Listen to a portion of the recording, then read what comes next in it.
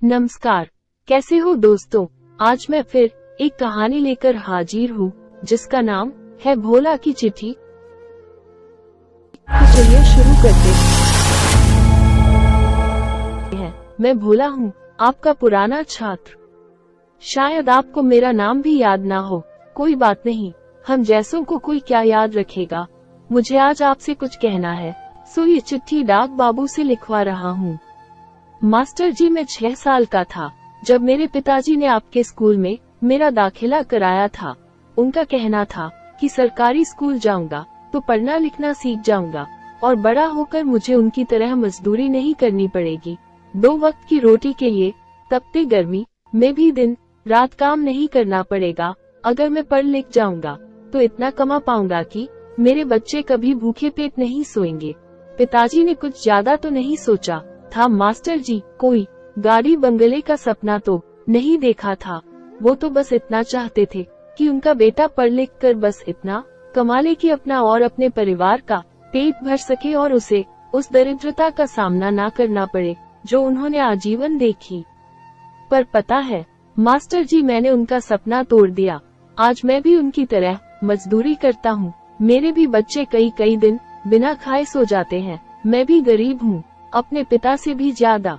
शायद आप सोच रहे हो कि मैं ये सब आपको क्यों बता रहा हूँ, क्योंकि आज मैं जो कुछ भी हूँ उसके लिए आप जिम्मेदार हैं।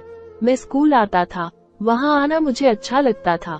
सोचता था खूब मन लगाकर पढ़ूंगा, क्योंकि कहीं न कहीं ये बात मेरे मन में बैठ गई थी कि पढ़ लिख लिया तो जीवन संवर जाएगा। इसलिए मैं पढ़ना चाहता था। लेकिन जब मैं स्कूल जाता तो वहाँ पढ़ाई ही नहीं होती। आप और अन्य अध्यापक कई कई दिन तो आते ही नहीं, आते भी तो बस अपनी हाजिरी लगाकर गायब हो जाते या यूं ही बैठकर समय बिताते। कभी कभी हम हिम्मत करके पूछ ही लेते कि क्या हुआ मास्टर जी, आप इतने दिन से क्यों नहीं आए, तो आप कहते कुछ जरूरी काम था। आज मैं आपसे पूछता हूँ, क्या आपका वो काम हम गरीब बच्चों की शिक्षा से भी जरूरी था?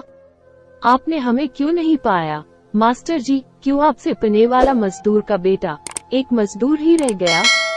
क्यों आप पढ़े लिखे लोगों ने मुझ अनपढ़ को अनपढ़ ही बनाए रखा? क्या आज आप मुझे वो शिक्षा दे सकते हैं जिसका मैं अधिकारी था? क्या आज आप मेरा वो बचपन, वो समय लौटा सकते हैं? नहीं लौटा सकते न, तो छीना क्यों? कहीं सुना था कि गुरु का स्थान माता पिता से भी ऊंचा होता है, क्योंकि माता पिता तो बस जन्म देते हैं पर गुरु तो जीना सिखाता है। आपसे हाथ जोड़कर निवेदन है, बच्चों को जीना सिखाए। उनके पास आपके अलावा और कोई उम्मीद नहीं है, उस उम्मीद को मत तोड़िए। आपके हाथ में सैकड़ों बच्चों का भविष्य है, उसे अंधकार में मत डुबोइए। पढ़ाइए, रोज पढ़ाइए, बस इतना ही कहना चाहता हूँ। क्षमा कीजिएगा, आपका भोला। अगर कहानी अच्छी लगी हो तो चैनल को सब्सक्राइब जरूर करें। हमारा वीडियो देखने के लिए दिल से धन्यवाद।